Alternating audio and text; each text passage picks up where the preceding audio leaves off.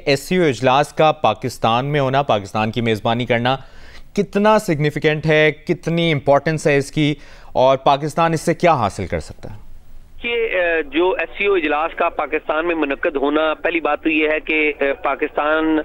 इसका चेयर था, वो चेयर रोटेट करती है, तो पाकिस्तान में इजलास होना था। अब पाकिस्तान की डोमेस्टिक सिचुएशन बड़ी जिसे कहते हैं, आज से कुछ अर्सा पहले वो डोमेस्टिक सिचुएशन इतनी अच्छी नहीं थी। दो तीन हवालों से, यानी कि टेररिज्म के हवाले से भी, लॉ एंड ऑर्डर के हवाले से भी पाकिस्तान में मुख्तलिफ वाकयात हो रहे थे, दहशतगर्दी के भी वाकयात हुए थे। अभी कुछ रोज पहले ही एक नाखुशगवार वाकया हुआ है कराची में, लेकिन उसके बावजूद भी पाकिस्तान की जो फॉरेन ऑफिस है, पाकिस्तान के दुनिया भर में डिप्लोमेट्स हैं, पाकिस्तान की जो वजारत खारजा है, और पूरा इसमें मेरे ख्याल में क्रेडिट जाता है पाकिस्तान की जो सेक्रेटरी खारजा हैं, उनको पूरा क्रेडिट जाता है, उनकी पूरी टीम को क्रेडिट जाता है कि उन्होंने अपनी डिप्लोमेसी की जो एक्सपर्टी है वो दिखाई, और उन्होंने ना सिर्फ डिप्लोमेसी की एक्सपर्टी दिखाई बल्कि दुनिया के तमाम रहनुमाओं को और दुनिया के तमाम कैपिटल्स को मजबूत किया, इस बात पे कॉन्फिडेंस दिया कि पाकिस्तान में अगर वो आते हैं तो पाकिस्तान में सिक्योरिटी का भी कोई मसला नहीं होगा, और पाकिस्तान में और भी किसी किस्म का प्रॉब्लम नहीं होगा। और फिर पाकिस्तान की जो सेक्रेटरी खारजा हैं और पाकिस्तान की जो डिप्लोमेट्स की टीम है, उनकी बात को सुना भी गया, और उनकी बात को ही खाली नहीं सुना गया, उस पर अमल दरामद हमें नजर आया। आप देखें कि 8 मुल्कों के सरबराह वो यहाँ पर पाकिस्तान में इस वक्त मौजूद हैं, और वो यहाँ पर आए हुए हैं, और सिक्योरिटी के गैर मामूली इंतजामात हैं। इस्लामाबाद को बड़ा खूबसूरती से सजाया गया है, और ये पाकिस्तान की जो रेलेवेंस है उसमें इजाफा हुआ है, और पाकिस्तान की रेलेवेंस में इस लिए भी इजाफा हुआ है कि दुनिया ने एतमाद दिया है, और पाकिस्तान ने ये एतमाद लिया है कि पाकिस्तान में इस तरह के बड़े इवेंट्स मुनक्कद हो सकते हैं, और पाकिस्तान के पास इस बात की कैपेसिटी है, बावजूद उसके कि कुछ अरसा पहले यहाँ पे प्रॉब्लम्स थे, पॉलिटिकल क्राइसिस था, पॉलिटिकल एक एहतजाज की फिजा भी चल रही थी, लेकिन तमाम चीजों को रिजॉल्व किया, और उसमें मेरे ख्याल में पाकिस्तान की जो लीडिंग पार्टियां हैं, जो हुक्मरान पार्टियां, उनको तो क्रेडिट जाता ही है, लेकिन मेरे ख्याल में पाकिस्तान की अपोजिशन को भी बड़ा क्रेडिट जाता है कि उन्होंने भी एहतजाज की कॉल दी थी, तहरीक इंसाफ ने, उन्होंने भी रात को एहतजाज की कॉल है वो मौखर की। ओवरऑल मैं ये समझता हूँ कि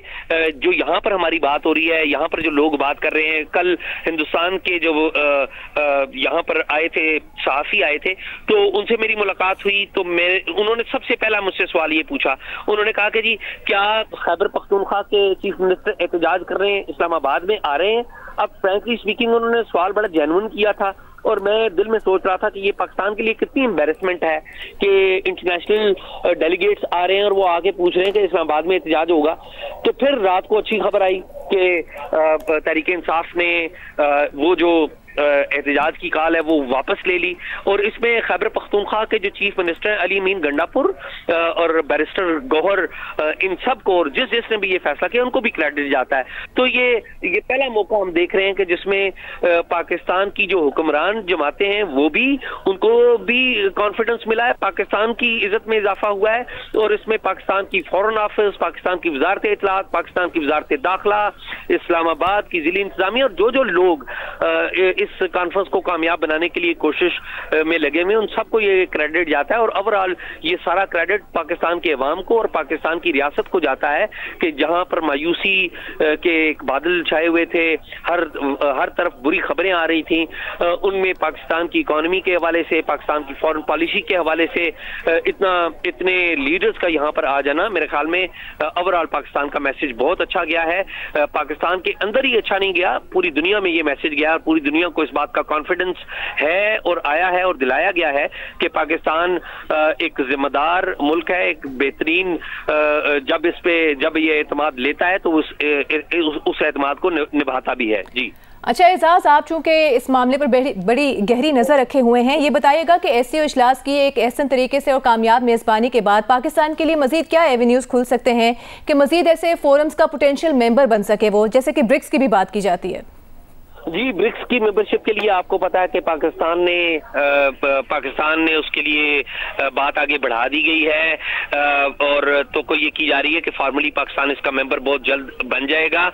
खाली यही नहीं है, पहली बात तो ये है कि ये जो एससीओ की मीटिंग है उसमें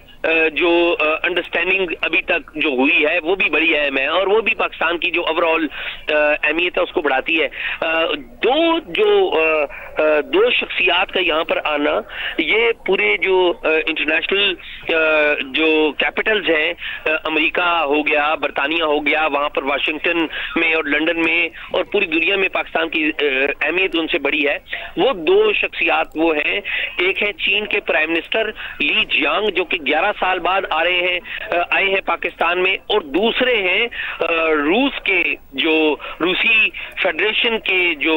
प्राइम मिनिस्टर और डेप्यूटी प्राइम मिनिस्टर, ये दोनों ये यहाँ पर मौजूद हैं। तो ये रशिया के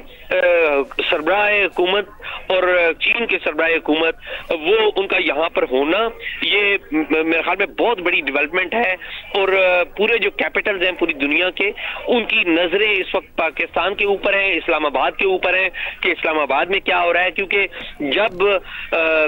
चीन के प्राइम मिनिस्टर आए तो उन्होंने तो पहले से ऐलान किया, उनका लंबा दौरा भी था कि ये बायलैटरल भी होगा और ये एससीओ का भी होगा। तो बायलैटरल उन्होंने, आप देखिए कि ग्वादर का इंटरनेशनल एयरपोर्ट उसका इफ्तिताह किया, फिर साथ ही साथ मंसूबों के ऊपर एमओयूज के ऊपर दस्तखत किए और फिर एससीओ में वो शिरकत कर रहे हैं। जो रशियन प्राइम मिनिस्टर का आना और साथ उनके डेप्टी प्राइम मिनिस्टर का आना, ये भी बहुत अहम है।